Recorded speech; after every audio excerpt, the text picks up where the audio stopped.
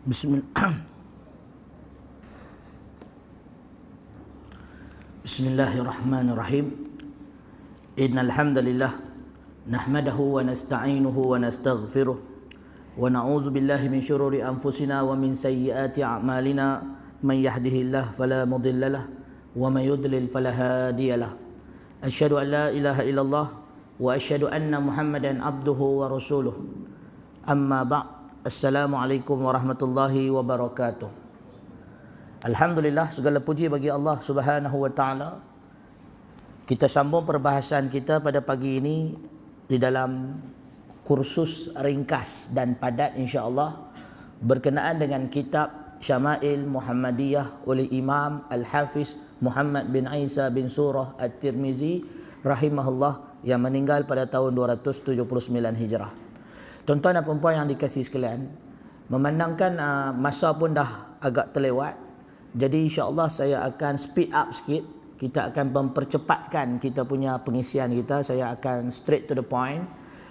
Sebelum kita membaca kitab Syama'il Muhammadiyah ini, terlebih dahulu suka sekali saya untuk bercerita kepada tuan-tuan dan puan sekalian berkenaan keutamaan kita untuk mengenali kepribadian Nabi sallallahu alaihi wasallam.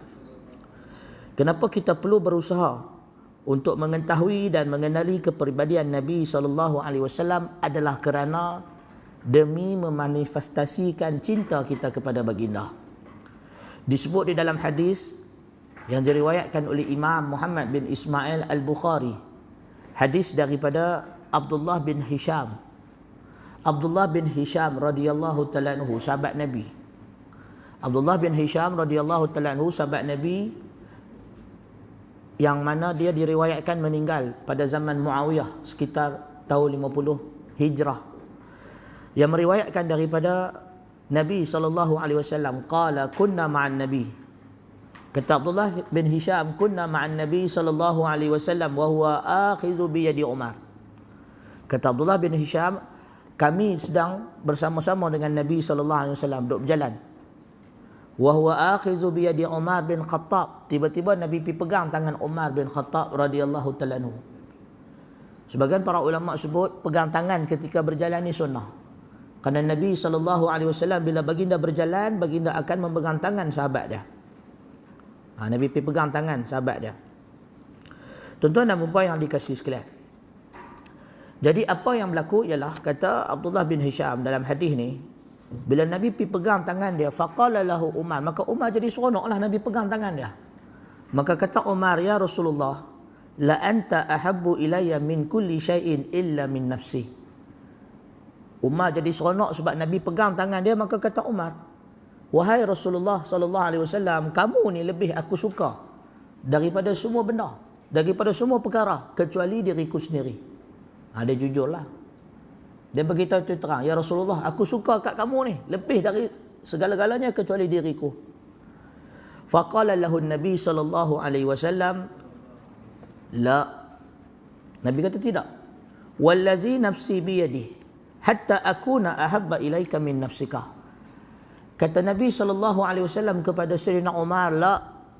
Wallazi nafsi biyadihi, demi zat yang jiwaku berada di tangannya, hatta akuna ilaika min nafsika, hatta akuna ahabba ilaika min nafsika, sampailah aku lebih dicintai oleh kamu daripada diri engkau sendiri. Dalam riwayat yang lain Nabi kata, tidak wahai Umar, sampailah kamu mencintai aku lebih daripada dirimu sendiri, barulah sempurna iman kamu. Maka kata Umar, fa innahu al-an, kalau begitu ya Rasulullah, sekarang ini, wallahi la anta ahabbu ilayya min nafsi. Kalau macam tu ya Rasulullah, sekarang ini juga aku lebih mencintai kamu dari diriku. Faqala an-nabiy sallallahu alaihi wasallam, al-ana ya Umar. Kata Nabi sallallahu alaihi wasallam, kalau begitu wahai Umar, sekarang barulah kamu beriman. Baru sempurna iman sekarang kalau mencintai Nabi sallallahu alaihi wasallam lebih dari segala-galanya. Hadis ini diriwayatkan oleh Imam Al-Bukhari dengan sanad yang sahih daripada sahabat Abdullah bin Hisham At-Tamimi. Tuan-tuan dan puan yang dikasihi sekalian, Sebelum kita membaca kitab Syama'il Muhammadiyah, suka sekali saya sebut kepada diri saya dan tuan-tuan, kitab Syama'il ini adalah kitab yang merupakan kitab yang sangat terkenal di dalam dunia Islam. Ia dibaca oleh semua golongan. Ia dibaca oleh semua golongan, baik sunnah, baik sunni, baik syi'i, baik semua orang baca. Kitab Syama'il ini adalah kitab yang sangat berharga, yang meriwayatkan hadis-hadis tentang kepribadian Nabi SAW. Dan Imam At-Tirmizi dia bukan seorang-seorang dia pergi karang kitab ni. Di luar sana ada ramai lagi para ulama yang telah mengarang kitab Syama'il seperti Imam At-Tirmizi. Dalam nota yang saya berikan kepada tuan-tuan, saya ada sebut sikit lah. Sebenarnya banyak lagi. Antara kitab yang dikarang oleh para ulama lain berkenaan Asy-Syama'il seperti Imam As-Suyuti yang mengarang kitab Asy-Syama'il Asy-Syarifah, dan Imam Al-Baghawi Al-Anwar fi Syama'il An-Nabi Al-Mukhtar, dan banyak lagi orang-orang yang telah mengarang kitab Syama'il berkenaan kepribadian Nabi sallallahu alaihi wasallam. Tapi yang paling terkenal, yang paling mendapat nama dan mendapat perhatian ihtimam dari ulama Islam dan umat Islam ialah kitab Syama'il Muhammadiyah Imam Muhammad bin Isa bin Surah At-Tirmizi. Wallahu a'lam. Benda ni susah nak kata tuan-tuan. Pasal kalau kita lihat dalam sejarah, ulama yang mengarang kitab hadis 40 ni ramai, bukan Imam Nawawi seorang. Tapi yang terkenal ialah Imam An-Nawawi, Yahya bin Sharaf An-Nawawi Ad-Dimashqi, yang mengarang kitab hadis 40 An-Nawawi, meninggal 676 Hijrah. Begitu juga yang karang kitab Al-Muwatta, Imam Malik karang Al-Muwatta. Sebelum Imam Malik dah ada orang karang kitab yang sepertinya. Tetapi yang kekal adalah Muwatta Malik bin Anas yang meninggal pada tahun 179 Hijrah. Maka sebagian ulama mengatakan makana lillahi baqa. Benda yang buat kerana Allah dia kekal. Wallahu a'lam. Sebagaimana Imam Al-Mawardi diriwayatkan bila dia nak wafat, dia berpesan kepada orang yang menjaga dia. Kalau aku mati, hang tengok tangan aku. Kalau keras duk meramai-ramai tu maknanya aku mati tak bagus. Tapi kalau aku mati dalam keadaan tenang, tangan aku lembut, aku pegang lembut je, maknanya aku ini diredai oleh Allah. Kalau begitu, kata Imam Al-Mawardi, kitab yang aku tulis, semua tulisan aku sebarkan. Maka Imam Al-Mawardi sebelum dia wafat, kitab-kitab dia orang tak sebar. Bila dia sudah wafat, pembantu dia pegang tangan dia dekat-dekat nazak tu, dia meninggal dalam keadaan tenang, tak menggelupu dan sebagainya. Maka memenuhi wasiat dia, orang yang menjaga dia kemudian telah menyebarkan kitab-kitab dia, dan sampai hari ini terkenal dalam dunia Islam. Begitulah keikhlasan mereka tuan-tuan dalam mencari redha Allah. Sama macam Imam Ibn Rajab Al-Hambali. Di kalangan para ulama zaman dia, Ibn Rajab Al-Hambali tak terkenal, orang tak sangka dia alim. Ibn Rajab Al-Hambali masa dia hidup, orang ingat dia ni siapa-siapa ya. Orang tak famous lah, tak terkenal. Orang tak percaya pun dia tu imam yang hebat.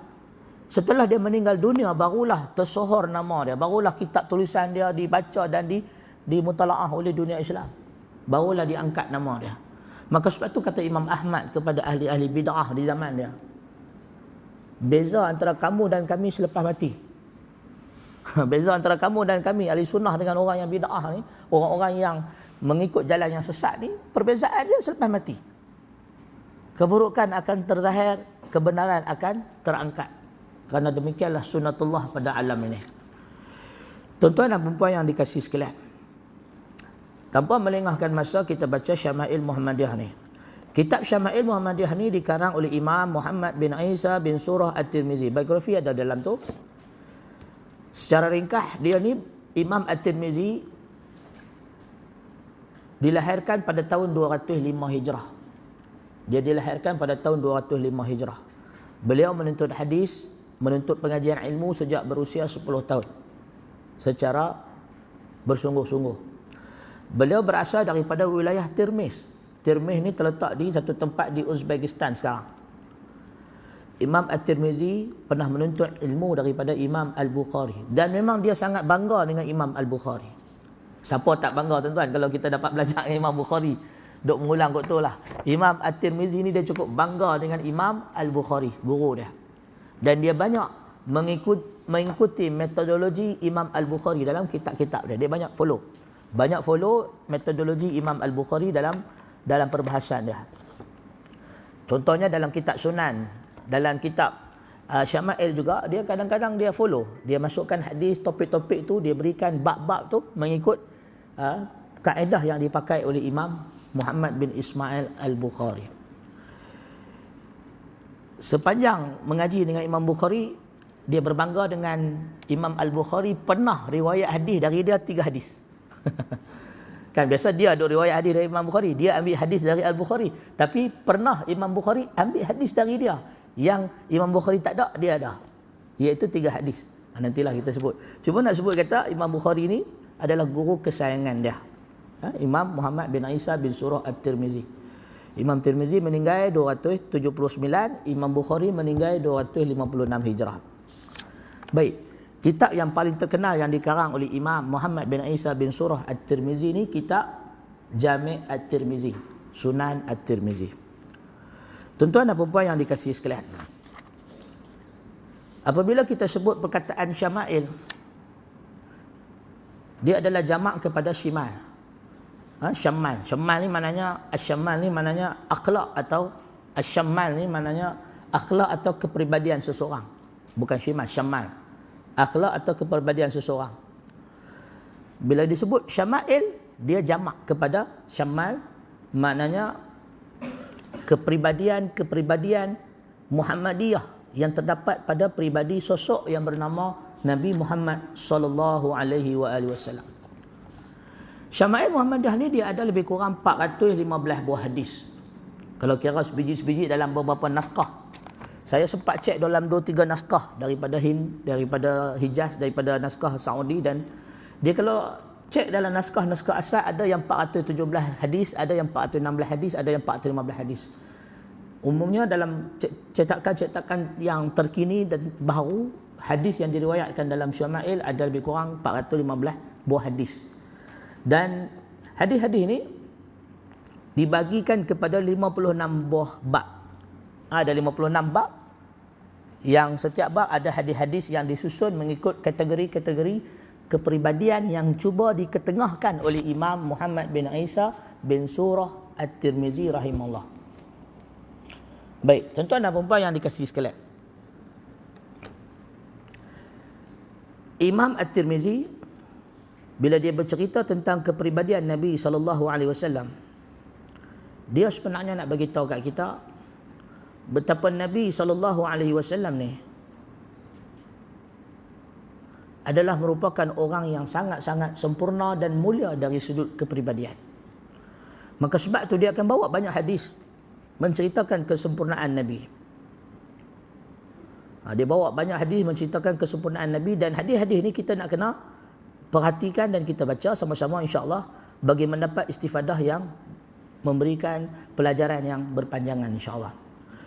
Tuan-tuan dan puan yang dikasihi sekalian, sebagai motivasi saya nak sebut, Nabi SAW telah mengajar kita satu hadis yang sangat-sangat bermanfaat.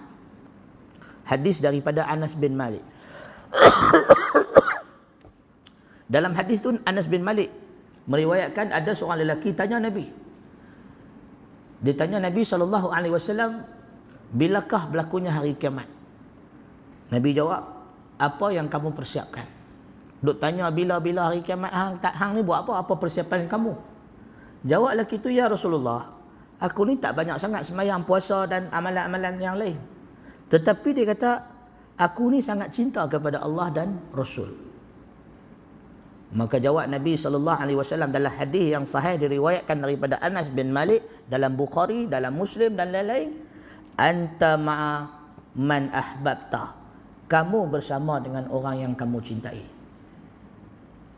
Maka kata Anas bin Malik, tak ada hadis yang lebih aku suka selain hadis ni. Anta ma'a man ahbabta, kamu akan bersama dengan orang yang kamu cintai. Jadi kalau kamu cinta Nabi, insya-Allah akan bersama dengan Nabi SAW. Ini kata Anas bin Malik. Kata Anas, aku ni cinta Nabi, aku cinta Abu Bakar, aku cinta Umar. maka aku harap aku dapat bertemu dengan mereka pada hari akhirat. Tuan-tuan dan puan yang dikasihi sekalian, hadis-hadis Syama'il Muhammadiyah ni dia cerita pasal kepribadian Nabi. Duk ulanglah kot tu. Pasal apa duk ulang kot tu? Pasal nak bagi tahu dia bukan hadis fiqh, dia bukan hadis akidah. Ini masalah kita tuan-tuan. Kita kadang-kadang kita main rojak. Pantang jumpa hadis dia, kita buat hujah. Bukan semua hadis boleh buat hujah tuan. Sebab tu kata Sufyan bin Uyainah, Imam Sufyan bin Uyainah dia sebut, dia kata hadis ni adalah lapangan yang tidak layak dimasuk kecuali oleh para fuqaha. Bukan semua orang boleh masuk dalam ilmu hadis. Sebab dia kata hadis ni akan menyesatkan kecuali kepada para orang yang faqih, orang yang alim, orang yang ada asas yang kukuh. Sebab bukan semua hadis kita boleh pakai buat hujah akidah. Sebagai contoh, ada hadis daripada Ummul Mukminin Aisyah, ibu orang yang beriman, tengah bergaduh dengan Nabi ni. Duk bergaduh dengan Nabi SAW. Apa dia kata kat Nabi? Dia kata, kamu kah? Ni hang kah orang yang duk dakwa diri dia sebagai Nabi? Tu dia. Tuan-tuan, Sayyidatina Aisyah ni, ibu Nabi ni, ibu kita ni, mak kita, ibu orang yang beriman, insya-Allah lah. Sebab ada orang kata kat depa, ada orang kata dekat Aisyah, sampai kepada pengetahuan Aisyah masa dia hidup dulu, sebagian golongan Khawarij, mereka kata Aisyah bukan ibu kami. Ada orang Khawarij kata Aisyah bukan ibu kami. Bila pengetahuan tu sampai kepada Aisyah, kata Aisyah, benar. Aku bukan ibu mereka. Aku hanyalah ibu kepada orang yang beriman. Jadi kalau kita beriman, insya-Allah, maka kita kena anggap Aisyah sebagai ibunda kita. Salah seorang daripada ibunda kita. Baik, tuan-tuan dan puan yang dikasihi sekalian, Aisyah ni ibu kita, bila dia marah dengan Nabi, dia marah dengan Nabi sangat-sangat. Sekali dia bergaduh dengan Nabi, dia kata kat Nabi ni, dia kata, kamukah yang mendakwa dirinya sebagai Rasul? Dalam riwayat, kamukah orang yang mendakwa dirinya sebagai Nabi? Para ulama seperti Imam Ibn Hajar bagi ulasan. Dia kata, kata-kata ni kalaulah difahami oleh orang awam, kalaulah orang awam pergi ucap benda ni dekat Nabi, sudah tentu kufur. Faham tak? Seolah-olah macam tak percaya kat Nabi lah. Hang ni Nabi ke? Tetapi apabila dia diucapkan oleh seorang isteri kepada suami, dia tak masuk bab fiqh. Dia tak masuk bab fiqh. Dia tak masuk bab akidah pun. Dia tak jadi bab syirik tauhid pun. Dia ni bab orang perempuan merajuk dengan lelaki dia. Itu bab dia. Jadi bab merajuk lelaki bini ni dia masuk hadis khusus. Hadis yang orang tak buat hujah pun dalam bab akidah, orang tak buat hujah dalam bab fiqh. Jelas tak tuan-tuan? Maka ada hadis yang akan kita baca ni nampak macam pelik, tapi sebenarnya dia bukan hadis dalam fiqh atau akidah. Dia hadis tentang kepribadian, kehidupan Nabi bersama-sama dengan para sahabat dan keluarga baginda sallallahu alaihi wasallam. Baik, tuan-tuan dan puan yang dikasihi sekalian, jadi bercerita tentang Nabi sallallahu alaihi wasallam, hadis yang pertama yang akan kita baca dengan sanad daripada Imam At-Tirmizi. Maknanya hadis ni Imam Tirmizi riwayat dengan sanad daripada dia. Sebab tu kita akan jumpa hadis ni sebenarnya dikeluarkan oleh Imam Bukhari pun keluarkan, Imam Muslim pun keluarkan, Imam Abi Daud pun keluarkan, ada dalam riwayat yang lain. Tapi Imam At-Tirmizi dia masukkan dalam bab-bab ni hadis hak riwayat dari dia. Kemungkinan hadis tu dhaif di sisi Imam Tirmizi. Hadis tu kalau riwayat Tirmizi dia dhaif dari jalur At-Tirmizi. Tapi kalau lihat dalam jalur-jalur yang lain, dia sahih. Atau dia ada riwayat yang lain yang lebih kuat, lebih kukuh. Tapi Imam Tirmizi tak bawa hadis tu dalam kitab ni sebab itu riwayat bukan dari dia. Dia hanya masukkan riwayat yang dari diri dia. Jelas tak sekarang ni? Baik. Tuan-tuan dan puan yang dikasihi sekalian. Qala Imam At-Tirmizi, bab ma jaa fi khulqi Rasulullah sallallahu alaihi wasallam. Bab menyatakan tentang sifat fizikal Nabi sallallahu alaihi wasallam, fi khulqi Rasulullah sallallahu alaihi wasallam. Tuan-tuan dan puan yang dikasihi sekalian, saya ada bagi nota kan. Kalau tuan-tuan lihat dalam nota tu,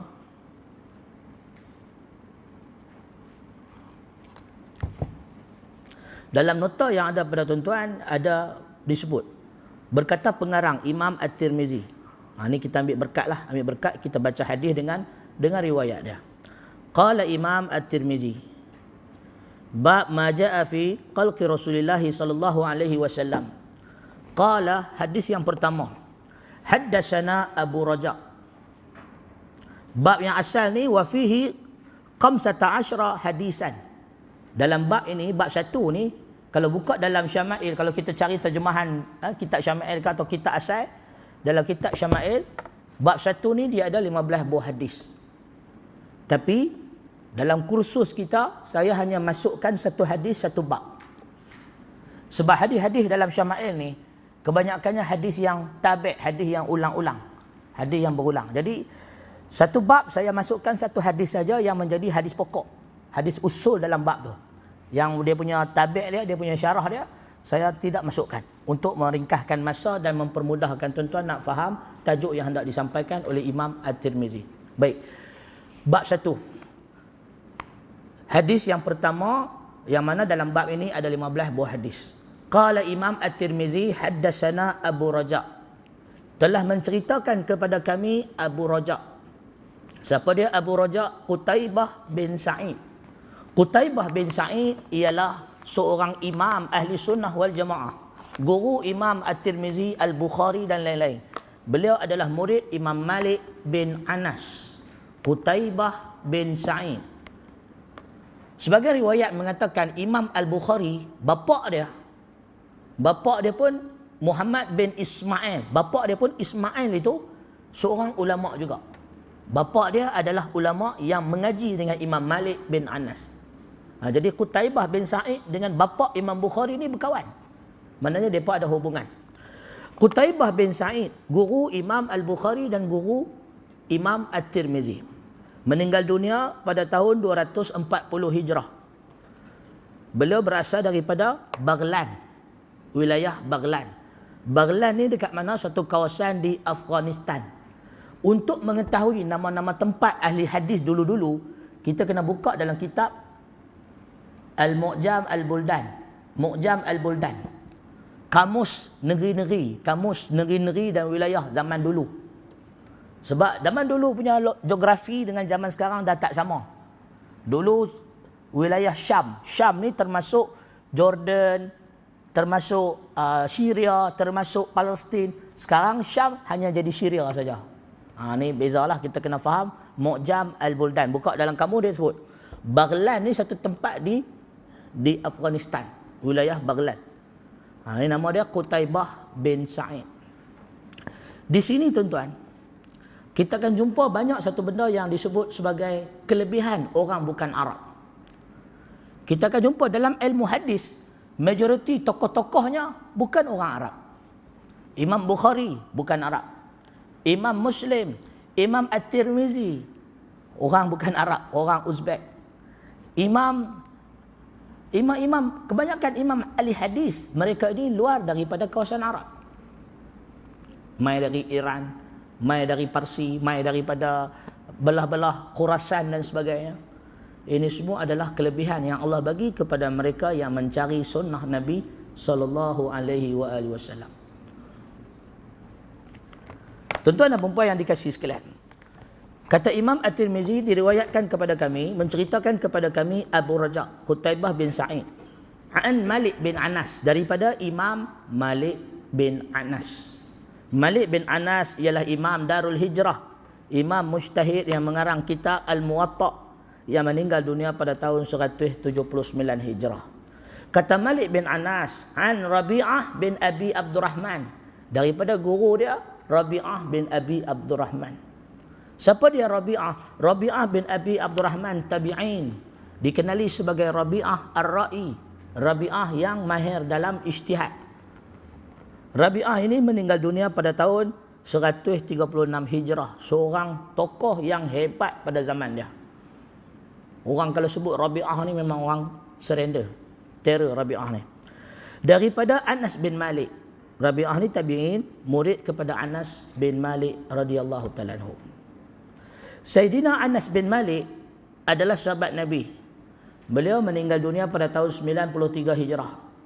Usia dia ketika itu dalam kira-kira 100 tahun atau 104 tahun atau 103 tahun.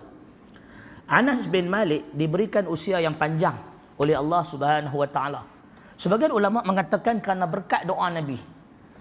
Masa usia 10 tahun, mak dia yang dikenali sebagai Ummu Sulaim, atau dalam tahzib atau dalam Siyar A'lam Nubala dikatakan nama mak dia ni ialah Rumaisah binti Milhan atau Rumaisah, wallahu alam.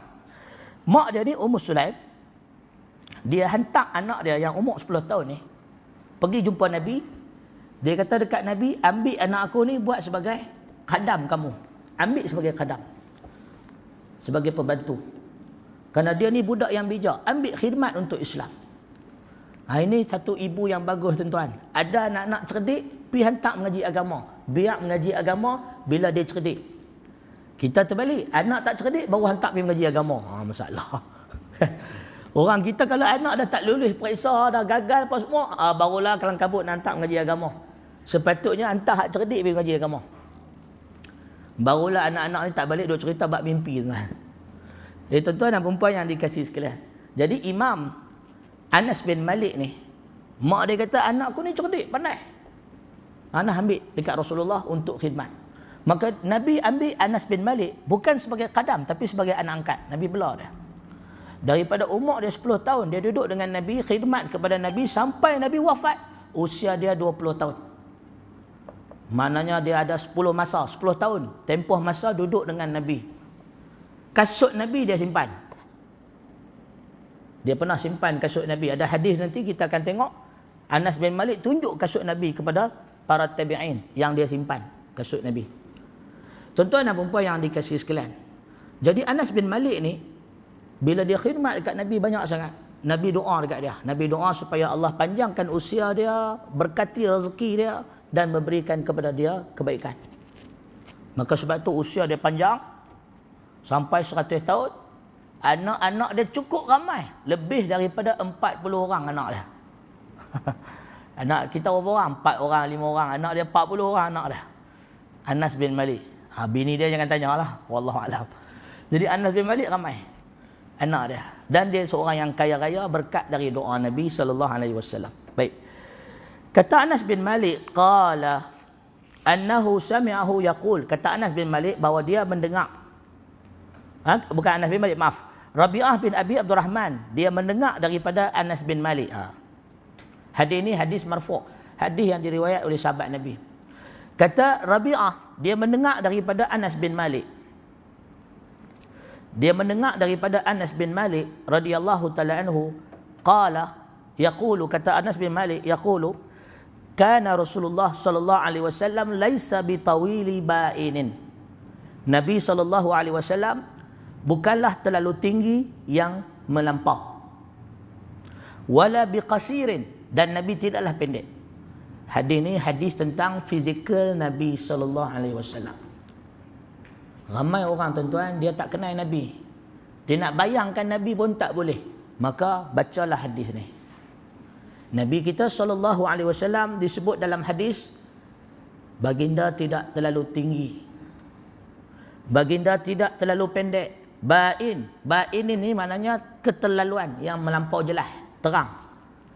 Wala bil abyadi amhaq, Nabi bukanlah putih melepak, putih yang melampau, putih cacat.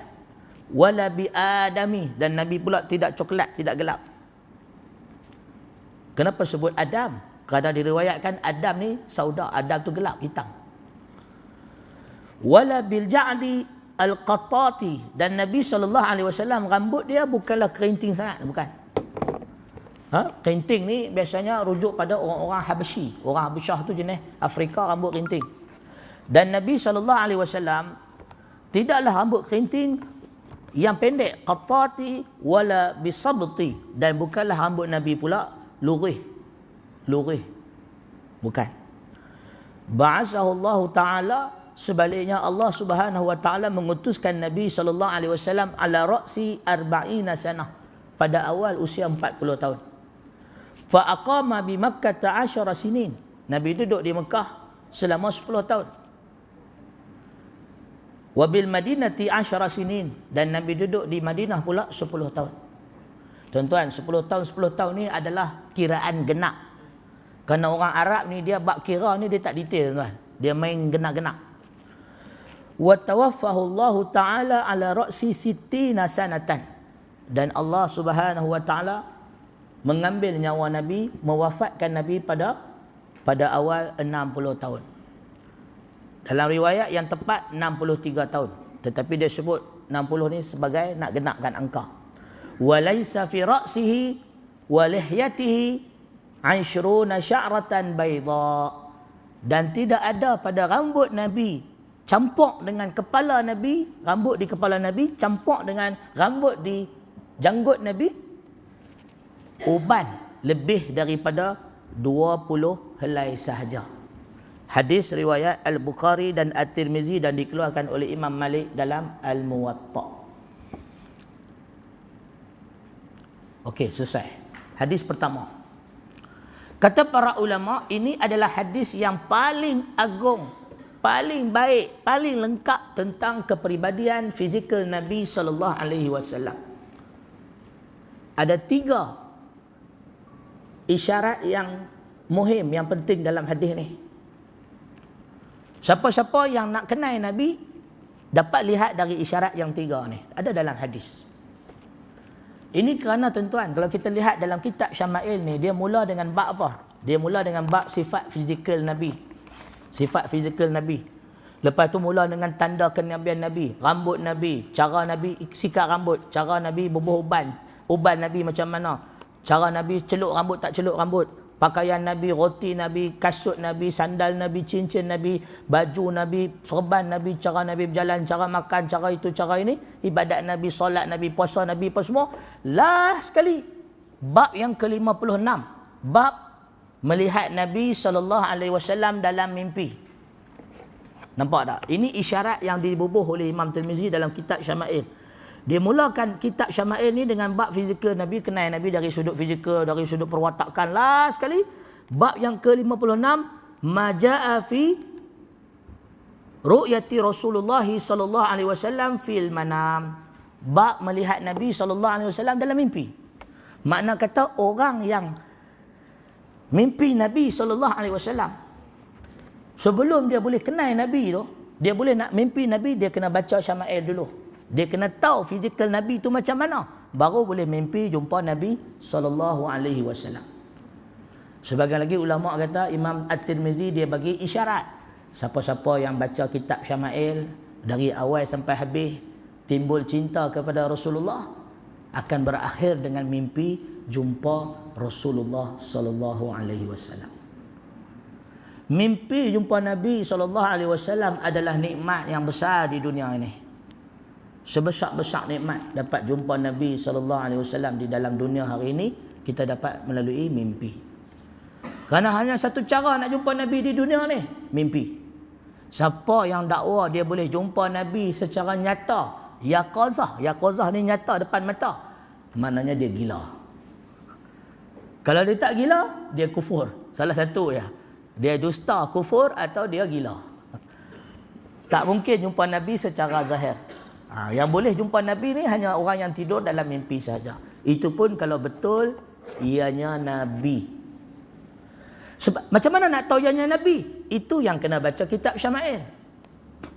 Daripada kitab Syama'il ini barulah kita tahu macam mana sebenarnya perwatakan Nabi sallallahu alaihi wasallam. Jadi dalam hadis ini saya sebut tadi ada 3 isyarat. Apakah isyarat-isyaratnya? Yang pertama, isyarat yang disebutkan ialah berkenaan perwatakan Nabi secara kasar. Apa yang kita sebut? Apa yang disebut oleh hadis ini? Warna kulit Nabi sallallahu alaihi wasallam. Kalau kita bagi tahu orang, tolong saya nak cari Haji Osman. Haji Osman yang mana? Haji Osman ni ada banyak. Ada yang gelap-gelap sikit. Oh, Haji Osman tu. Kan? Dalam hadis ni, dia bagi tahu rupa Nabi tu yang awal-awal sekali. Kulit badan Nabi SAW dan ketinggian baginda. Itu isyarat pertama yang cukup jelas. Kulit dan ketinggian. Haji Osman mana? Haji Osman yang pendek-pendek tu. Oh, yang tu. Sama ada kita bagi tahu sifat fizikal, tinggi atau rendah, hitam atau putih. Itu adalah pengenalan, identifikasi yang paling asas dipakai dalam dunia hari ini. dalam zaman manusia. Sebab tu orang ramai pun dibahagi-bahagikan kepada warna kulit kan, di Eropah kan. Orang kulit hitam, orang kulit putih. Kan? Memang manusia ni begitu, dibahagikan pada warna kulit. Mengikut nilai budaya lah. Jadi maknanya Nabi ni nak kenal baginda, dia tak putih, tak hitam. Dia warna kulitnya warna Arab, cerah tetapi kemerah-merahan, cerah. Itu adalah warna kulit Nabi sallallahu alaihi wasallam. Bukan putih macam orang Eropah, bukan. Kan? Bukan, dia tak putih macam Eropah. Bukan coklat macam orang Melayu, bukan, lagi bukan. Awaklah. Dia duduk tengah-tengah, dia warna orang kulit Arab. Tuan-tuan pergi negara Arab, pergi Arab Saudi misalnya, tuan-tuan akan terpedaya. Hak putih tu bukan Arab. Biasanya hak putih tu mai dari Syam, mai daripada Syria, mai daripada luar, Iran dan sebagainya. Kalau Arab Saudi betul-betul dia tak putih sangat, dia cerah. Tuan-tuan tengok Abdul Rahman Sudais. Putih ke? Tak putih. Kan dia cerah. Orang Mekah ni dia lagilah tak putih. Nabi orang Mekah. Orang Madinah boleh tahanlah, dia putih sikitlah orang Madinah. Orang Mekah dia tak putih. Dia cerah. Jadi Nabi SAW warna mereka warna baginda seperti itu, seperti kaum dia, kaum Makkah, kaum Makkiyah, orang Makkah, orang Makkiyah. Jadi muslimin dan muslimat rahimakumullah. Itu karakter isyarat yang pertama dalam hadis. Jadi kalau mimpi malam-malam nampak orang putih, lelaki berkulit putih main, cerah bukan main, bukan Nabi tu. Takkan Nabi pakai produk aku putih kot. Yang maknanya bukan Nabi SAW. Itu orang lain. Orang lain kalau putih melampau. Yang kedua, dalam hadis ni isyarat yang diberikan oleh baginda sallallahu alaihi wasallam, oleh Anas bin Malik tentang kepribadian baginda sallallahu alaihi wasallam ialah rambut Nabi sallallahu alaihi wasallam. Mai bab rambut ni cantik tuan-tuan. Tuan-tuan, saya akan hadapi masalah. Sungguh ada masalah lah. Ni kalau ada rakaman ni lagi naya lah, lagi ada masalah. Pasal apa? Pagi saat lagi kita akan masuk bab serban. Kalau sempat lah. Kalau tak sempat, alhamdulillah lah. Kita akan masuk bab serban. Nak cerita dekat tuan-tuan bahawa Nabi SAW bukan 24 jam pakai serban. Ada orang kita ni, dia duk ingat pakai serban ni sunnah. Bukan ada, memang ramai duk anggap pakai serban ni sunnah. Dia duk balut, keluar pakai serban. Pasal apa? Dia haji. Dah bentang-bentang dia pak haji, dah pakai serban lah. Tuan-tuan tengok dalam cerita Pi Ramli. Kan? Dalam cerita Pi Ramli, Labu Labi. Kan? Bapak tak pakai serban, bapak. Kan? Bapak dah buang tabiat, dia buka serban. Serban basah. Lepas tu dia buat alasan pula, serban tak pandai ikat. Dulu yang ikat bini dia. Tuan-tuan dan perempuan yang dikasihi sekalian, orang Melayu ni memang dia kefahaman dia ni ada masalah sikit. Dia kalau dia pegang satu benda tu tak boleh nak ubah dah. Ini masalah orang Melayu. Sebenarnya serban ni, sebelum kita bincang dia ni sunnah jibiliyah ke apa ke, belum pi tentu lagi pun sebenarnya Nabi sendiri tak pakai serban 24 jam. Sebab tu satu, tak ada hadis yang sahih yang sebut tentang fadilat serban. Tak ada hadis sahih. Hadis yang kuat, yang sahih, yang jelas fadilat pakai serban tak ada. Itu satu.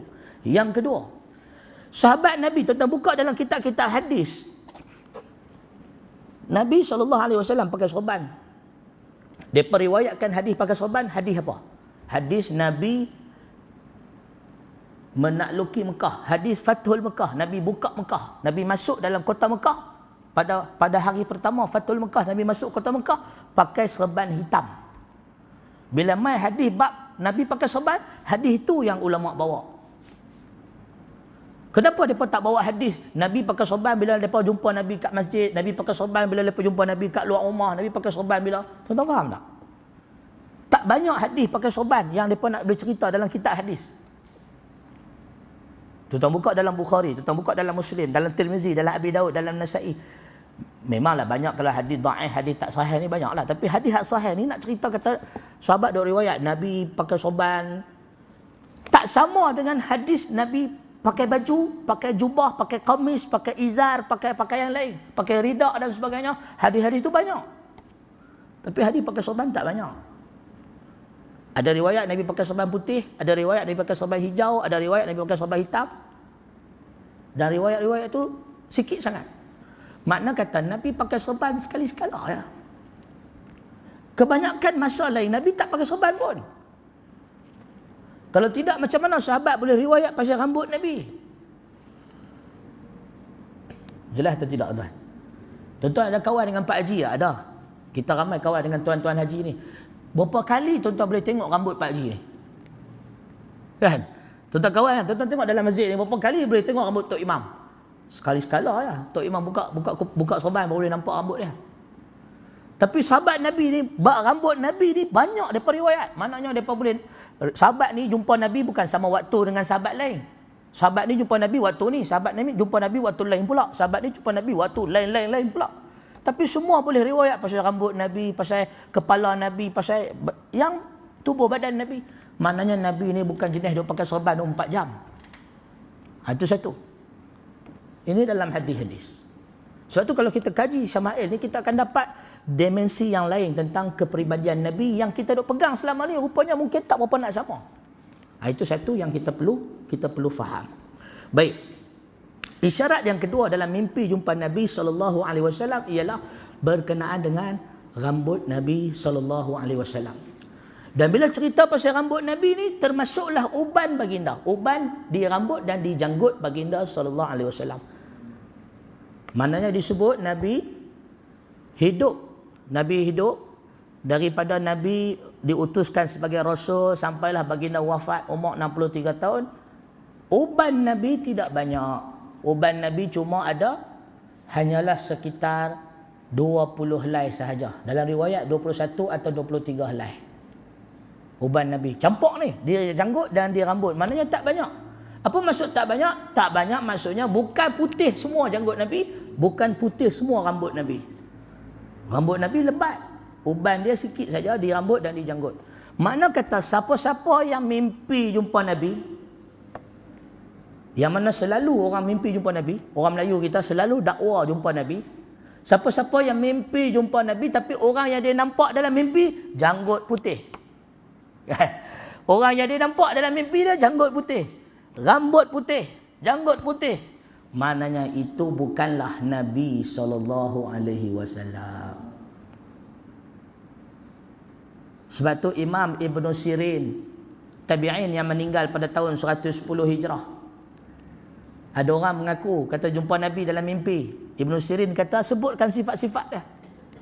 Bila lelaki itu sebut sifat-sifat dia, Ibn Sirin kata, kamu tidak mimpi jumpa Nabi. Bukan dia. Orang yang mimpi itu bukan Nabi. Orang lain. Orang lain, silap.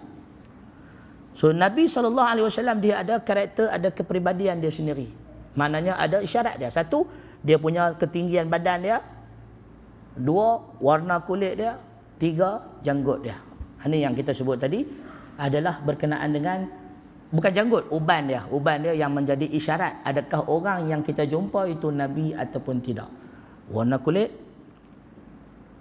ketinggian badan dia dan janggut dia. Ini tiga isyarat dari hadis ni untuk mengenali Nabi SAW jika kita bertemu dengan baginda di dalam mimpi. Itu satu. Tuan-tuan dan perempuan yang dikasihi sekalian, dalam riwayat-riwayat yang lain, dalam hadis-hadis yang lain dalam kitab Syama'il ni, ada 15 buah hadis. Hadis-hadis lain menceritakan tentang secara detail berkenaan rambut Nabi. Dia tidaklah panjang, tidaklah pendek. Rambut Nabi ketika mana Nabi diutuskan, rambut baginda adalah panjang sekitar bahu. Rambut Nabi SAW dia panjang sampai ke bahu. Rambut Nabi adalah ikal mayang. Rambut Nabi adalah ikal mayang. Secara umumnya, fizikal Nabi ni kacak. Digambarkan oleh para ulama sebagai lelaki dewasa yang kacak dan tampan. Tetapi, ni nak sebut tetapi, Nabi sangat sempurna, kacak dan tampan. Tetapi bukanlah kepribadian Nabi itu, fizikal Nabi itu macam Nabi Yusuf AS. Tanpa memperendahkan Nabi Muhammad. Nabi Muhammad tidak ada tandingan. Dialah Rasul yang terbaik, manusia yang paling agung. Tetapi Allah Subhanahu Wa Taala tidaklah menjadikan kelebihan pada Nabi Muhammad kita SAW pada fizikal. Kelebihan Nabi SAW pada akhlak dan amalan baginda. sesuai dengan umat Nabi, umat yang dimuliakan kerana bukan fizikal, umat yang dimuliakan kerana amalan dan akhlak kita. Berbeza dengan Nabi Yusuf alaihissalam, memang disebut dalam Quran, disebut dalam hadis, mahasyalillah, orang yang tengok pun terkejut sampai terpotong jari kerana kecantikan Nabi sallallahu alaihi wasallam, kecantikan Nabi Yusuf. Tetapi riwayat seperti itu tak ada dalam kitab-kitab hadis. Orang tengok Nabi Muhammad terus termasuk dalam perigi Zamzam, kan? Tak ada. Duk jalan-jalan tengok Nabi terjun dalam perigi Zamzam sebab terlalu cantik sangat. Tak ada riwayat itu dalam kitab-kitab hadis. Maka sebab itulah kebanyakan riwayat-riwayat tentang puji-pujian kepada Nabi ni semua adalah daripada sudut mujammalah Arab. Maknanya orang Arab ni dia berlebih-lebihan dalam memuji, maknanya sebab cintanya kepada Nabi sallallahu alaihi wasallam. Macam kita lah tanya mak kita, mak masak sedap tak? Oi, mak aku ni kalau masak tu nombor 1 dalam dunia. Kan? Kita duk sebut Ramsay kan, tukang masak terkenal pun, tukang masak di Amerika pun Gordon Ramsay pun kalah banding dengan mak kita kalau masak. Contohlah. Bagi kita sebab kita sayang mak kita. Bagi orang lain, mak hang masak biasa je, aku makan tak sedap pun. Nampak tak? Bila orang dia cintakan sesuatu, maknanya dia akan puji melebih-lebih. Jadi para sahabat Nabi SAW, mereka sayang sangat dekat Nabi. Sebagaimana dalam hadis daripada Abi Sufyan, sebelum dia Islam, ketika mana seorang sahabat Nabi ditangkap oleh musyrikin, Zaid bin Dasinah kena tangkap. Bila mereka nak hukum bunuh dia, mereka tanya, maukah kami lepaskan engkau, Muhammad ganti tempat kamu? Kalau hang sanggup, kami lepaskan hang. Dengan syarat, hang tolong kami tangkap Muhammad, mai duduk ganti tempat hang. Kata Zaid bin Dasinah ni, sahabat Nabi radhiyallahu taala anhu, jangan kata aku nak Muhammad ganti tempat aku. Muhammad duduk di tempat dia pun kalau dia pijak duri, aku tak sanggup. Kena faham tak? Bukan kata nak suruh Nabi Muhammad ganti tempat dia, kena hukum. Kalau Nabi Muhammad di tempat Nabi pun kena duri, dia tak sanggup Nabi kena duri. Dia lebih sanggup Nabi duduk di tempat Nabi, Nabi tak kena duri, dia kena duri di tempat dia. Ini sahabat Nabi SAW. Kata Abi Sufyan, aku tidak pernah melihat orang yang mencintai seseorang lebih daripada sahabat Muhammad mencintai Muhammad sallallahu alaihi wasallam. Ini sahabat-sahabat cinta dekat Rasulullah. Jadi tak peliklah tuan-tuan kalau kita baca hadis cerita wajah Nabi macam bulan, wajah Nabi macam matahari, wajah Nabi, sebab sayang dekat Nabi sallallahu alaihi wasallam. Kita pun kalau jumpa Nabi silap-silap kita kata Nabi ni macam hebat sangatlah kalau benar cinta kita kepada Rasulullah. Tapi kalau dari sudut fakta kita sebut fizikal Nabi sallallahu alaihi wasallam adalah seorang yang sempurna, seorang yang kacak, tetapi dengan kadar seorang lelaki Arab sebagaimana masyarakat Arab lazimnya. Kerana kelebihan umat Islam bukan pada fizikal, pada amalan dan amal dan keimanan kepada Allah Subhanahu wa taala. Baik. Nabi Muhammad sallallahu alaihi wasallam dia berdada bidang. Dada Nabi ni sedikit bidang, maknanya dia lebar sikit dada dia. Dan baginda ada bulu dada. Daripada pusat naik sampai atas baginda ada bulu dada. Dan baginda sallallahu alaihi wasallam, salah satu ciri-ciri Nabi, dia suka berjalan laju. Nabi kalau dia jalan tak slow, dia jalan laju. Ini adalah kerana Nabi sallallahu alaihi wasallam tidak suka membazir masa. Nabi tak suka buang masa. Nabi kalau dia jalan laju. Nabi tak adalah jalan slow, long lay, lemah gemalai, langkah sepatah. Nabi tak suka. Itu bukan sunnah Nabi. Sahabat Umar bin Khattab pernah tengok satu orang jalan anak muda jalan slow, langkah sambil duduk tunduk. Umar kata, angkat kepala kamu. Itu bukan khusyuk. Kita ni selalu salah faham. Benda tak sunnah kita anggap benda tu baik, sedangkan sunnah baik tak baik amalan dalam hidup ni bergantung pada sunnah Nabi. Macam solat subuh lah tuan-tuan. Solat sunat selepas subuh. Sebelum subuh. Solat sunat sebelum subuh, sunat qabliyah subuh ni, kita main masjid, kita sembahyang sunat qabliyah. Kita kadang-kadang saya tengok ada orang dia sembahyang sunat qabliyah ni, dia sujud tu lama, rokok dia lama, dan dia baca dalam solat pun kadang-kadang panjang, sampai kan orang imam dah dah masuk dah, nak angkat takbir. Muazzin dah qomat pun tak habis lagi sembahyang. Sembahyang sunat. Sunnah Nabi, sembahyang sunat sebelum subuh, sunat subuh ni adalah ringkas. Adalah pendek dan ringkas. Maka siapa yang memanjangkan solat sunat subuh ni, maknanya dia tidak ikut sunnah Nabi. Dan benda itu ditegah oleh para tabi'in seperti Sa'id bin Al-Musayyib dan juga Imam Malik bin Anas.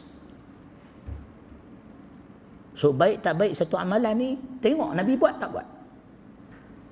Atau bertepatan dengan Nabi atau berlawanan dengan Nabi. Kalau lawan dia takkan jadi baik. Kok mana pun kita sangka baik, dia tak baik sebenarnya. Adapun selain daripada waktu subuh nak panjang-panjang lah. Rokok tu tak mau bangkit dah, nak rokok lah, rokok lah. Nak sujud tak mau bangkit dah, sujud lah. Tapi bila sembahyang sunat subuh, dia disunahkan cepat dan ringkas. Dia ringkas sembahyang sunat dia, sunat subuh. Kerana itu yang dibuat oleh Nabi SAW. Baik. Jadi Nabi SAW tubuh badan baginda dia tak gemuk, dia tak kurus. Cuma sebelum wafat, diriwayatkan oleh Aisyah badan Nabi jadi gemuk. Ini biasalah orang tua-tua bila dia dah berat badan, dia dah tak berjalan banyak, dia duduk atas katil selalu tak bergerak banyak sebab sakit, sudah nazak, sudah tua. Nabi pun ketika tahun ke-10 dan ke-11 hijrah, Nabi selalu jatuh sakit. Sahabat Nabi seperti Abu Bakar, Abdurrahman bin Auf selalu mengimamkan salat, menggantikan Rasulullah. Maka Nabi pada tahun ke-10 dan 11 hijrah tu Nabi dah tak larat dah. Maka pada tahun itulah Nabi banyak solat duduk, kata Aisyah. Dan badan Nabi agak berisi, agak gemuk sikit. Jadi orang yang jumpa Nabi SAW dalam mimpi, maka dia kena faham fakta-fakta ni supaya dia boleh mengetahui orang yang dilihat itu adalah Nabi SAW. Para ulama menyebutkan bahawa tentang fizikal Nabi SAW. Maka mereka kata Nabi SAW adalah lelaki Arab yang sempurna. Maknanya Nabi ni badan dia sempurna, yang bebas daripada kecacatan ataupun keaiban sebagai seorang lelaki, tak ada lah. Badan Nabi sempurna. Tetapi bukanlah bermaksud Nabi macam Nabi Yusuf, tidak. Tapi sempurna sebagai lelaki Arab. Macam mana lelaki Arab, begitulah Nabi SAW. Baik, tuan-tuan dan puan yang dikasihi sekalian, sebelum kita masuk bab yang kedua, ada dua soalan kita nak jawab tentang sifat fizikal Nabi SAW. Soalan pertama, mimpi jumpa Nabi ketika Nabi usia dia berapa? Ada yang kata kita mimpi jumpa Nabi SAW, kita akan mimpi tubuh badan Nabi yang ketika usia mana? Jawapan para ulama dia kata usia sebelum wafat. Jadi kalau kita tidur, kita mimpi jumpa Nabi SAW, kita akan lihat Nabi SAW ketika baginda sedang sihat, ketika Nabi SAW sebelum wafat. Usia dia sebelum wafat. Itu yang akan kita lihat dalam tidur. Tak adalah mimpi jumpa Nabi nampak kanak-kanak. Itu Nabi, bukan. Kan? Maknanya usia Nabi SAW adalah sebelum wafat. Itulah yang akan dilihat di dalam tidur kita. Seorang lelaki dalam usia 60 tahun, 63 tahun. Baik, soalan yang kedua. Kita nak tanya kalau mimpi jumpa Nabi SAW. Apabila mimpi jumpa Nabi SAW atau tentang fizikal Nabi SAW, apakah sakibaki ataupun tinggalan Nabi, asar, dia panggil asar, seperti rambut Nabi, kuku Nabi, kasut Nabi, baju Nabi, rambut Nabi, bulu mata Nabi, gigi Nabi, ataupun tubuh badan Nabi boleh diambil barakah, diambil berkat, ataupun boleh kita lihat pada hari ini. Masih ada lagi kah atau tidak? Itu soalannya. Jawapan dia ialah yang pertama. Tuan-tuan dan puan-puan yang dikasihi sekalian, tanya diri saya dan tuan-tuan, antara kita dengan sahabat Nabi, siapa lebih sayang dekat Nabi? Sahabat Nabi. Para sahabat Nabi dalam hadis yang sahih, bila mana Nabi potong rambut, diriwayatkan sebelum rambut Nabi jatuh kena tanah ni, pakat duk tadah nak ambil rambut Nabi. Nampak tak? Sahabat Nabi ni punyalah sayang dekat Nabi, punyalah nak ambil barakah dengan Nabi ni. Bila Dalam Islam kita boleh ambil tabarruk, ambil barakah dengan Nabi SAW dan bekas-bekas Nabi. Ambil tabarruk dengan bekas Nabi dibenarkan. Dibolehkan. Dengan syarat Nabi masih hidup lah. Nabi wafat boleh tak? Boleh juga kalau betul-betul memang dari Nabi. Rambut tu memang original dari Nabi. Rambut Nabi ni luruh ni atas tanah. Tak sempat kena tanah, sahabat dah tadah pakat tadah. Dan semua sahabat Nabi ni dah tadah. Depa buat apa? Semua ni pakat duk simpan dan berazam nak bawa masuk dalam kubur masing-masing. Rambut Nabi, kuku Nabi, gigi Nabi semua depa nak simpan. Dalam riwayat Khalid bin Al-Walid pernah berpesan sebab dia simpan rambut Nabi dalam sorban dia. Dia minta untuk kebumikan rambut Nabi dengan dia. Ada sahabat pula simpan kuku Nabi, bagi wasiat kalau dia mati nanti masukkan kuku Nabi dalam kafan dia. So saya nak tanya tuan-tuan, sahabat Nabi berapa orang? Yang cinta kat Nabi pun berapa orang? Jenuh ni semua pakat berebut nak ambil bekas-bekas Nabi. Tuan-tuan rasa ada baki lagi kah sampai sekarang? Tiba-tiba pergi buat tayangan dekat muzium Tok Kopi di Turki dan sebagainya. Kebanyakan para ulama sebut yang ada di muzium Turki dan sebagainya, itu semua replika, itu semua lebih kepada sangkaan saja, tidak benar. Ada pula ustaz, dia kata dia ada rambut Nabi bubuh dalam loket, dalam rantai, duk bawa pergi mana-mana, dia tunjuk ke orang ni rambut Nabi, suruh orang cium, suruh orang selawat. Lagi bohong. Pasal apa bohong tuan-tuan? Pasal kalau adalah rambut Nabi walau selai tuan-tuan, dah lama dah ni imam-imam, sahabat-sahabat, tabi'in semua pakai kebah habis dah. Masuk kubur habis dah.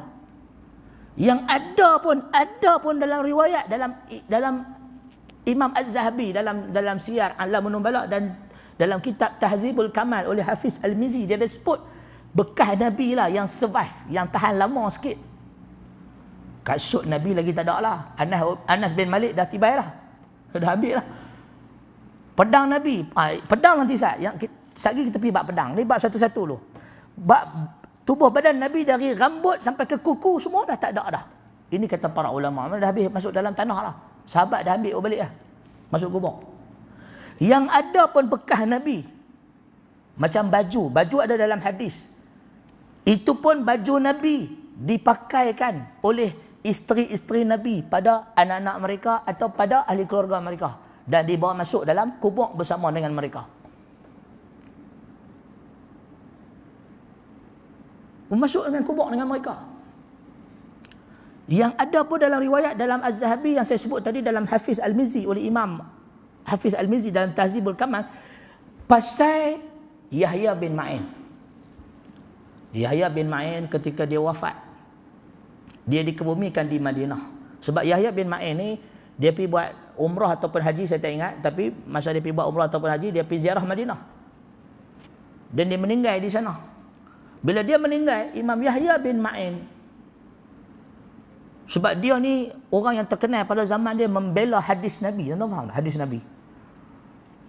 Pagi tadi dalam kuliah subuh di Masjid Al-Arifin, Masjid Arifin, saya ada sebut tentang kepentingan bercakap benar dan kepentingan untuk memelihara kebenaran. Memegang setia dengan kebenaran. Yahya bin Ma'in ni cukup ditakuti oleh ahli hadis pada zaman dia. Takut-takut buat silap. Sebab dia ni memang kaki cek. Dia cek siapa silap, siapa salah, siapa betul. Jadi ada riwayat seorang ulama hadis duk mengajar hadis. Tiba-tiba mai dalam majlis dia Imam Ahmad.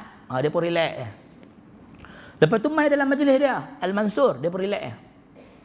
Mai dalam majlis dia seorang demi seorang, dia relax. Bila mai dalam majlis dia Yahya bin Ma'in jatuh kitab. Dia pegang kitab tu jatuh. Jadi gelabah. Tuan-tuan faham tak? Jadi gelabah. Sebab takut Yahya bin Ma'in cari kesalahan dia. Sebab Yahya bin Ma'in ni very teliti dalam menjaga hadis Nabi. Jadi bila Imam Yahya bin Ma'in meninggal dunia, keluarga keturunan Nabi Ahlul Bait yang masih hidup pada zaman ke-200 Hijrah tu, keluarga Nabi, Imam Yahya bin Ma'in diriwayatkan meninggal pada tahun 248 Hijrah, lebih kurang lah. Pada zaman tu yang masih hidup ahli keluarga Nabi daripada Bani Hashim, mereka meminjamkan, bagi pinjam kepada mayat, pada orang yang menguruskan jenazah Yahya bin Ma'in untuk dimandikan di atas katil yang digunakan oleh Nabi SAW di dalam bilik Aisyah. Kan katil Nabi, katil yang Nabi tidur dalam bilik Aisyah, katil yang Nabi wafat atasnya, katil yang jenazah Nabi dimandikan di atas katil tu. Mereka mandikan jenazah Nabi atas katil yang Nabi tidur, dan Nabi ditanam dalam bilik Aisyah. Katil tu dipinjamkan, mereka bagi pinjam untuk mandikan jenazah Yahya bin Ma'in sebagai menghargai jasa dia mempertahankan sunnah Nabi SAW. Bagi pinjam je pun. Punya ketat. Agak-agak keluarga Nabi Abbas Bani Hashim tu nak lepas ke katil tu? Masuk muzium sampai sekarang tak ada tuan, dah habis dah. Boleh ke depa dah. Depa bubuh dalam kubur lah, orang masuk seorang sikit. Siapa tak sayang bekas Nabi SAW? Maka apa yang ada hari ini kebanyakannya tidak benar. Bukan kebanyakannya, hampir semua dah tak ada dah. Dah masuk dalam kubur. Demikian yang disebut oleh para ulama hari ini. Tak ada asar Nabi sampai sekarang, tak ada. Yang ada tu ada dua. Satu di setiap rumah, Al-Quranul Karim. Yang tu asar Nabi, Al-Quranul Karim, betul-betul tinggalan Nabi SAW. Dan yang kedua, As-Sunnah An-Nabawiyah, sunnah Nabi SAW. Itulah tinggalan Nabi SAW. Adapun rambut, adapun yang lain semua dah tak ada dah. Habis dah, masuk kubur lah. Baju-baju, kasut-kasut semua tak ada dah. Dan dakwaan kata Nabi ni cahaya. Lagi mengarut juga. Ada pula orang kata Nabi Muhammad SAW ni cahaya. Maksud kata cahaya, Nabi tak ada bayang-bayang. Hal itu adalah tidak benar. Ada riwayat, ada hadis yang sahih, sahabat pernah lalu belakang Nabi dan terkena cahaya matahari silau, dan di situ mereka melihat bayang-bayang Nabi SAW. Ada hadis yang sahih, Nabi ada bayang-bayang. So Nabi bukan tak ada bayang-bayang, Nabi ada bayang-bayang. Nabi manusia biasa. Nabi makan dan Nabi minum, Nabi buang air kecil, Nabi buang najis besar, Nabi mandi wajib dan sebagainya. Nabi adalah manusia yang seperti manusia yang biasa. Ada bayang-bayang. Nabi bukan makhluk asing, bukan alien, tuan. Baik. Kita masuk dalam bab yang kedua. Bab yang kedua. Bab ma jaa fi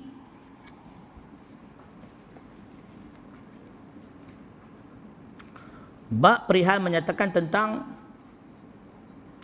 tanda-tanda kenabian Rasulullah sallallahu alaihi wasallam. Bab ma jaa fi khatamin nubuwah sallallahu alaihi wasallam. Bab menyatakan tentang tanda kenabian baginda sallallahu alaihi wasallam, khatamin nubuwah. Tuan-tuan, bab khatamin nubuwah ni satu hal lagi. Kalau tuan-tuan perasan, ada orang kata khatamin nubuwah ni dia ada logo dia ada cop dia ada tulisan. Pergilah mana kamu nak pergi, kamu akan ditolong. Tulisan tu. Dah banyak-banyak lagi lah tulisan. Biasanya dulu kat kedai mamak ada petampai khataman nubuwah ni sebagai ayat pelarih dan sebagainya. Sebenarnya itu semua adalah dusta dan tidak benar kepada Nabi SAW. Baik, kita baca dulu apa yang disebut oleh Imam At-Tirmizi tentang khataman nubuwah. Qala haddatsana Abu Raja'. Kata Imam At-Tirmizi telah memberitakan kepada kepada kami Abu Raja'. Siapa dia Abu Raja' ni tuan-tuan? Abu Raja' adalah Qutaibah bin Sa'id radhiyallahu taala anhu. Abu Raja' sallallahu alaihi wasallam. Oh, ni dah rekaman ni. Patutlah daripada Mesir. Baik-baik. Tuan-tuan dan puan-puan yang dikasihi sekalian. Abu Raja' Qutaibah bin Sa'id qala haddatsana Hatim bin Ismail, telah memberitakan kepada kami Hatim bin Ismail. Qala an Ja'd bin Abdurrahman, kata Hatim bin Ismail daripada Ja'd bin Abdurrahman. Qala sami'tu Sa'id bin Yazid yaqul, daripada Sa'id bin Yazid yang berkata,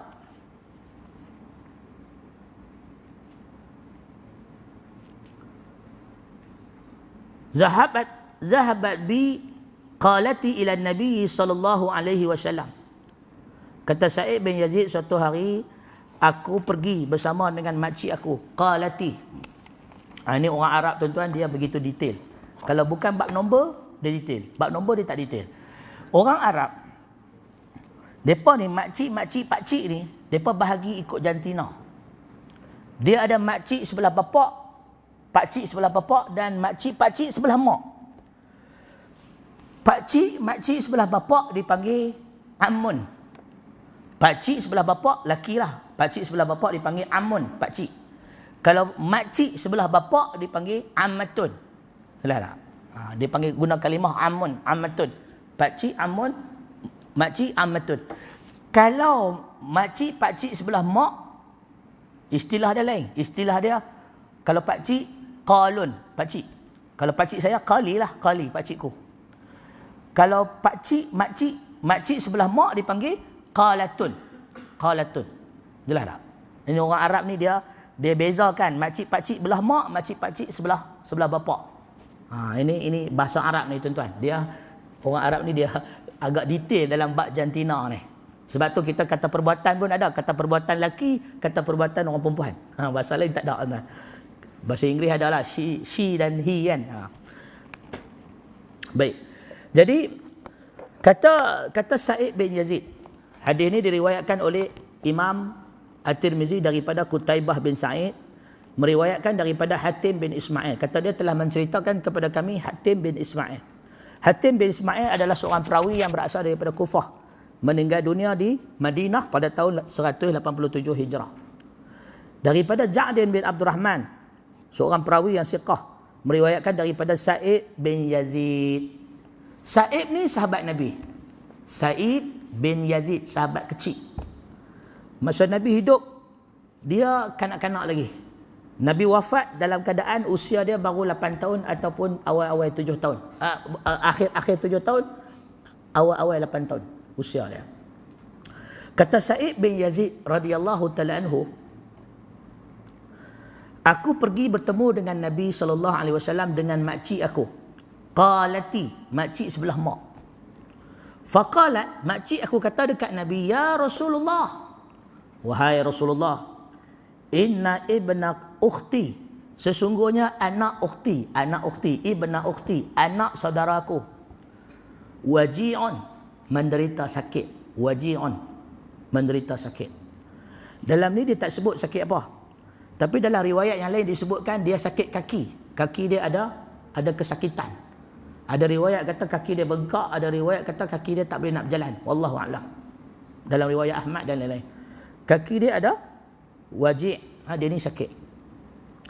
Famasaha ra'si wa da'ali bil barakah.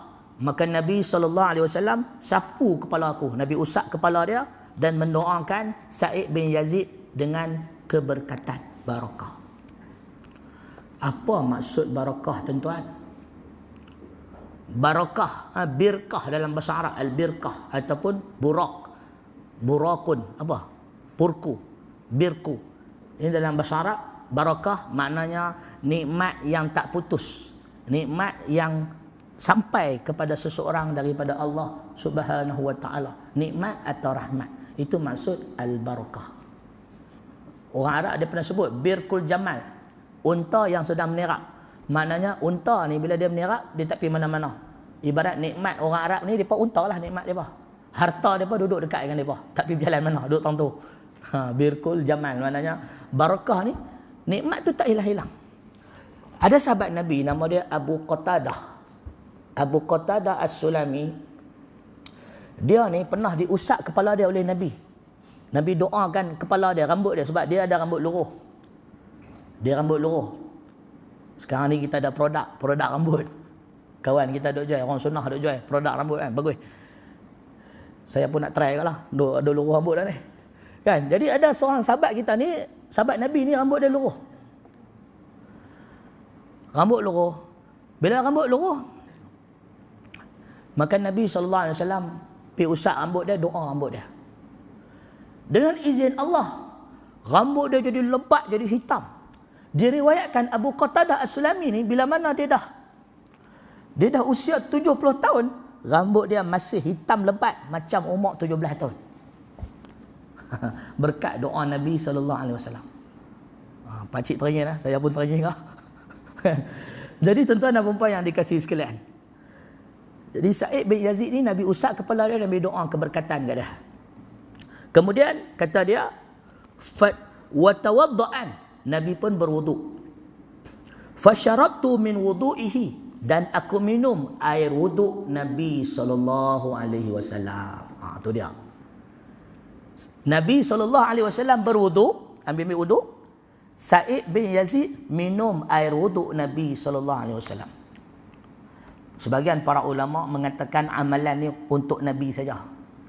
Sebahagian para ulama mengatakan amalan ni untuk semua. Dibenarkan merawat orang guna air bekas wuduk. Pi ambil air bekas wuduk orang-orang yang saleh minum. Ada ulama kata boleh untuk semua orang. Ada yang kata untuk Nabi sahaja. Wallahu a'lam. Nanti kita bahas. Kemudian dia pun minumlah. Wa qumtu qalfa zahrihi. Ketika itu aku berdiri di belakang badan Nabi SAW. Diri belakang Nabi. Fa nazartu ila qatami baina katifaih, dan aku melihat qataman, maknanya cok mohor, tanda cok kenabian Nabi SAW, tanda nubuwah berada di belakang Nabi SAW, baina katifai, di antara dua bahu baginda kat belah belakang. Fa iza huwa mislu zirri hajalah, dan ia adalah seperti zirri hajalah. Zirri hajalah menatang apa zirri hajalah ni? Ulama bahas. Ada yang kata zirri hajalah ni teluk burung, satu jenis burung macam burung puyuh. Besar teluk burung puyuh, tersembui keluar. Ada yang kata dia besar butang kemah, kan, butang kemah, tali kemah besar butang kemah. Wallahu a'lam. Tuan-tuan, hadis ni hadis yang sahih diriwayatkan oleh Imam Al-Bukhari, Muslim, At-Tirmizi, An-Nasa'i dan lain-lain. Menceritakan tentang hadis Sa'id bin Yazid. Hadis ni hadis yang paling sahih. Cerita tentang khataman nubuwah, iaitu tanda kenabian yang ada pada baginda sallallahu alaihi wasallam. Apa sebenarnya tanda kenabian ni? Pendek kata, tanda lahir. Tanda lahir. Kan ada setengah orang tanda lahir tek lalat kan? Ada tek lalat dekat pipi. Ada setengah orang dekat pipi dia ada tek lalat, betul ada tumbuh bulu sikit. Kita kata ada tanda lahir dekat pipi dia. Ada setengah orang dekat bau, ada setengah orang kat belakang. Nabi SAW ada tanda lahir dekat belakang Nabi. Antara dua bau, belah kiri sikit. Dalam hadis belah kiri sikit. Belah bau kiri, belakang. Tanda dia, tanda lahir. Iaitu macam tai lalat hidup. Macam tai lalat hidup, isi yang terkeluar dari badan Nabi. Sedikit isi yang terkeluar dari badan Nabi besar teluk burung puyuh. Atau besar butang kemah, wallahu a'lam. Yang mana terkeluar isi itu, isi itu warna merah-merah sikit. Keliling dia ada bulu. Keliling dia ada bulu. Itu adalah tanda lahir Nabi SAW. Apa isu sangat tanda lahir ni tuan-tuan? Bagi orang Islam tak ada isu apa. Ada kepentingan kan nak tahu pasal tanda lahir Nabi? Bagi orang Islam tak ada isu apa. Kalau dah Islam dah. Tetapi benda ni jadi isu besar zaman Nabi. Pasal apa isu besar? Bagi orang Ansar. Bagi orang Ansar yang hidup dengan Yahudi, duk berkawan dengan Yahudi, mereka duk dengar cerita daripada Yahudi yang mana tanda lahir ni adalah isyarat tentang kenabian baginda sallallahu alaihi wasallam. Jadi bukti kenabian baginda. Kerana orang Yahudi, orang Nasrani disebut dalam kitab Taurat, dalam Injil, diajarkan daripada generasi ke generasi ciri-ciri Nabi akhir zaman. Diterangkan kepada mereka. Mereka lebih kenal tentang ciri-ciri Rasulullah, lebih kenal daripada anak-anak mereka sendiri. Mereka lebih kenal Nabi dari anak-anak mereka. Jadi orang Ansar, orang-orang Madinah, mereka duk berkawan dengan Yahudi. Bila berkawan dengan Yahudi, Yahudi duk cerita kat mereka. Nabi akhir zaman ada tanda lahir. Nabi akhir zaman rupa dia macam ni, ciri-ciri dia macam ni, perangai dia macam ni. Orang Ansar bila jumpa Nabi, mereka teringin nak tengok betul atau tidak apa yang dikatakan oleh orang Yahudi tentang tanda lahir Nabi Muhammad ni macam ni. Mereka pun tengok, betul ya ada. Maknanya benda ni penting bagi orang bukan Islam, bagi orang yang daripada Yahudi dan Nasrani di zaman Nabi. Orang kita tak perlu apa-apa. Sebab tanda Nabi ni ada tak ada, kita tetap beriman dengan Nabi sebab kita dah Islam. Ini orang yang belum Islam, orang yang zaman Nabi, orang yang hidup daripada ahli kitab, mereka teringin nak tahu Nabi Muhammad ada atau tidak tanda Nabi ni. Buktinya Salman Al-Farisi, di antara benda yang dia buat sebelum dia masuk Islam, dia mengendap belakang Nabi nak tengok tanda Nabi ada tak ada. Nabi pun buka baju tunjuk kat dia. Nabi selak baju tunjuk dekat dia bagi dia nampak tanda lahir yang Nabi ada. Salman tengok tanda lahir tu, dia betul. Dia ni memang Nabi. Sebab tanda lahir itu sudah disebut dalam Taurat, dalam Injil, dalam ajaran-ajaran samawi sebelum ni tentang Nabi Muhammad, Rasul akhir zaman, dia ada tanda lahir. Faham tak tidak? Kita tak perlu apa, tapi perlu pada orang zaman sebelum Nabi SAW.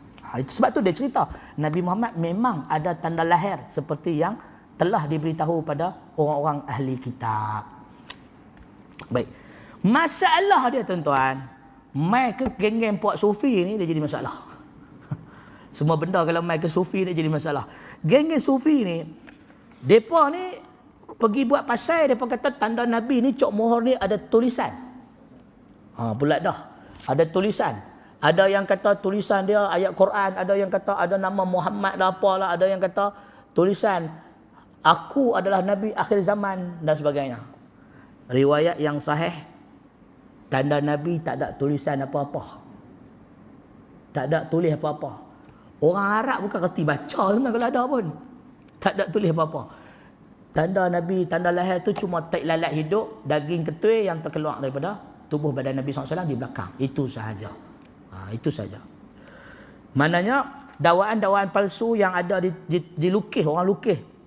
Dia ni adalah tanda Nabi dan sebagainya, azimat-azimat orang buat tangkai, hukum dia adalah haram. Imam Ibn Hajar dah sebut benda ni, dia kata tidak ada satu pun hadis sahih yang sebut ada tulisan di belakang badan Nabi atau tanda Nabi, tak ada. Sebaliknya tanda kelahiran Nabi hanyalah seketul daging yang seperti tak lalat hidup, itu saja. Ini yang kita nak kena faham. Jangan melampau-lampau over sangat. Kita sayang dekat Nabi, memang sayang dekat Nabi. Sebab sayang itulah kita pegang kepada kebenaran. Kata Anas bin Malik tuan-tuan, kami ni kalau Nabi datang, kami ni teringin nak muliakan Nabi. Kami nak bangkit, nak bangun, nak hormat Nabi bila Nabi datang. Tapi kami tak buat sebab Nabi tak suka. Bila Nabi mai, Nabi tak suka sahabat-sahabat bangun memuliakan Nabi. Nabi tak suka. Dan Nabi cukup tak suka, cukup pantang orang bangkit bagi tempat duduk dia dekat Nabi SAW. Nabi tak ambil. Kalau Nabi datang, ada orang duduk di satu tempat, dia bangkit dari tempat dia, dia suruh Nabi ambil tempat dia, Nabi takkan ambil. Nabi cukup pantang. Nabi tak ambil tempat yang seorang tu bangkit, dia bagi tempat dia dekat Nabi. Nabi tak ambil. Dan Nabi tak suka. Bila Nabi datang, orang tengah duduk, orang bangkit, sambut Nabi, Nabi tak suka. Kata Anas bin Malik, kami nak buat, tapi kami tahu Nabi benci, kami tak buat. Itu baru betul sayang kat Nabi, buat hak Nabi suruh. Ada geng sufi ni tuan-tuan, dia pergi buat benda yang Nabi tak suruh. Dok pergi mereka benda yang bukan-bukan. Ini masalah dia bila kita lebih mengutamakan hawa nafsu, akal kita melebihi hadis dan kebenaran. Dia jadi pelik Dia jadi pelik. Tuan-tuan dan puan-puan yang dikasihi sekalian. Maka sebab itu kita balik pada realiti hari ini, kalau benar kita cintakan Nabi SAW, kita mestilah berpada dengan apa yang diajarkan oleh Nabi. Sebelum kita berhenti rehat, sekarang lah kan? 10.40. Okey. Lagi 5 minit. Sebelum kita berhenti, saya nak masuk sikit bab mengenali Nabi SAW. Mengenali Nabi SAW, kita kenal peribadi Nabi. Bagaimana sifat-sifat Nabi, kita akan baca dalam kitab Syama'il ini insya-Allah. Yang kedua, nama dan keturunan Nabi. Nama Nabi yang diberi ialah Muhammad bin Abdullah bin Abdul Muttalib bin Hashim bin Abdul Manaf bin Qusay bin Kilab bin Murrah bin Ka'ab bin Lu'ay bin Ghalib bin Fihri bin Malik bin Nadir bin Kinanah bin Kuzaimah bin Mudrikah bin Ilyas bin Mudar bin Nizar bin Ma'ad bin Adnan. Berhenti dekat Adnan. Sebab dalam riwayat yang paling sahih sampai Adnan, lepas tu tak tahu dah. Depa tak dapat kesan. Maknanya tak pasti kesahihan dia. Bapa Nabi bernama Abdullah. Kita semua tahu cerita Nabi SAW dilahirkan sebagai anak yatim. Bapa dia Abdullah adalah anak bongsu kepada Abdul Muttalib. Bapa Nabi meninggal dalam keadaan Nabi berada dalam kandungan ibunya Aminah. Aminah daripada Bani Zuhrah. Datuk Nabi bernama Abdul Muttalib. Sebenarnya kata para ulama, Abdul Muttalib itu gelaran. Nama sebenar dia ialah Syaibatul Hamdi. Syaibatul Hamdi. Moyang Nabi Abdul Muttalib itu adalah datuk Nabi atau namanya Syaibatul Hamdi. Moyang Nabi Abdul Muttalib bin Hashim. Hashim ni namanya ialah Amru menurut para ulama. Nama dia ialah Amru. Kenapa Hashim jadi Amru pula? Hashim ni dalam bahasa Arab bermaksud orang yang menjamu orang makan, patahkan roti. Hashim ni orang yang kepak roti bagi orang makan. Duk koyak roti, duk kepak roti bagi orang makan. Hashim. Nama sebenar dia ialah Amru. Bukan Hashim. Dia ni kaya lah, duk jamu orang makan selalu. Hashim nama sebenar bagi Amru nama sebenar bagi Hashim. Bin Abdul Manaf. Abdul Manaf adalah pemimpin orang Quraisy. Nama sebenar dia ialah Mughirah. Bin Qusay, Abdul Manaf bin Qusay. Qusay ni bapa kepada Abdul Manaf, moyang Nabi. Qusay. Diriwayatkan Qusay inilah yang menukar hari Jumaat. Sebelumnya nama dalam hari Jumaat, nama kalender orang Arab, nama hari dalam bahasa Arab. Hari Jumaat asalnya dikenali sebagai hari Yaum Arubah. Hari Jumaat dikenali sebagai hari Arubah. Kemudian mai dekat Qusay ni dia tukar nama Arubah jadi Yaum Al-Jum'ah. Hari mereka berkumpul untuk diberi taklimat tentang kemuliaan Masjid Haram, kemuliaan Mekah. Qusay. Qusay ni adalah bapa kepada Abdul Manaf. Sebagian ulama mengatakan nama dia yang sebenar ialah Zaid. Dikelar Zaid. Qusay bin Kilab. Qusay nama sebenar dia Zaid bin Kilab. Kilab pun bukan nama sebenar. Kilab ni dalam bahasa Arab maknanya anjing. Nama sebenar dia Urwah. Atau disebut Hakim. Dipanggil Kilab sebab dia ni ada banyak anjing. Dia belah banyak anjing. Apa tujuan belah anjing? Untuk memburu binatang. Nak buru pakai anjing lah, anjing pemburu. Qusay bin Kilab. Nama sebenar dia Qusay adalah Zaid. Kilab nama sebenar dia ialah Urwah atau Hakim. Itu adalah serba sedikit yang kita baca tadi.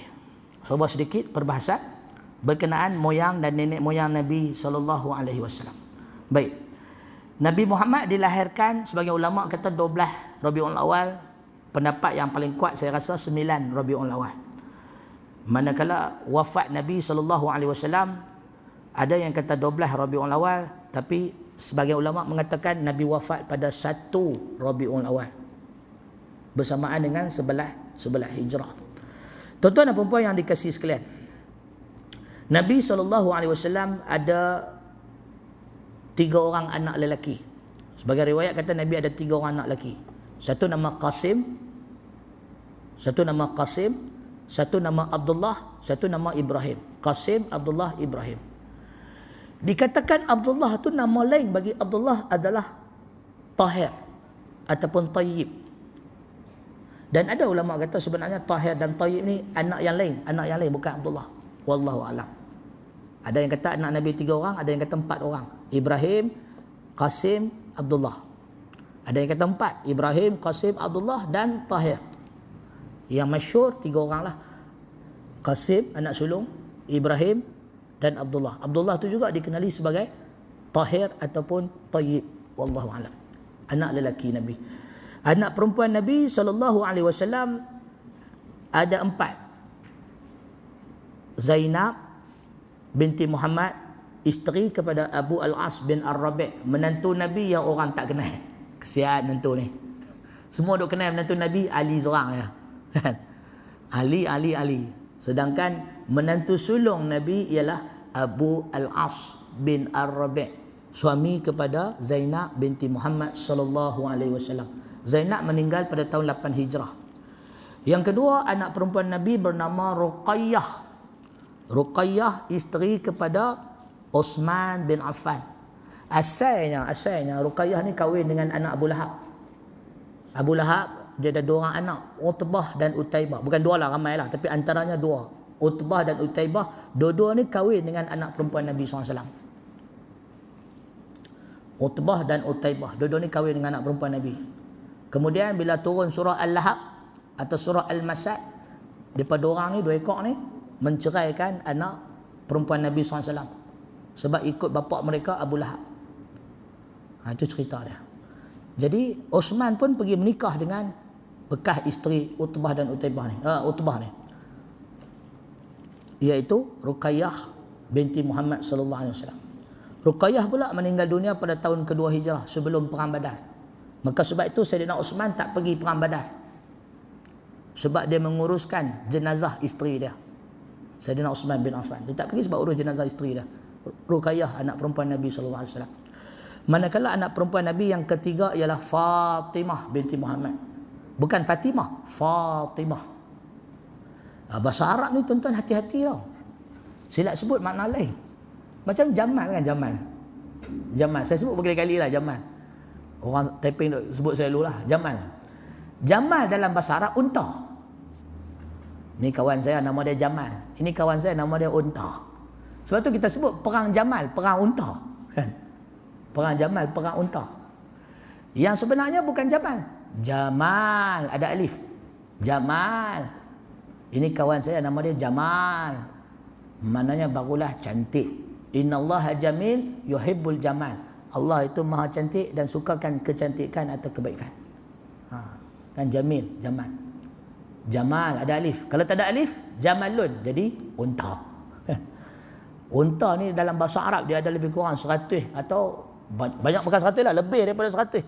Banyak gelaran unta dalam bahasa Arab. Orang Arab ni dia suka benda tu, dia banyaklah nama.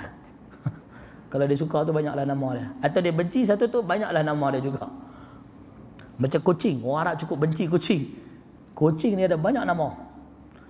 Qitun, Hirun, banyak lagi lah.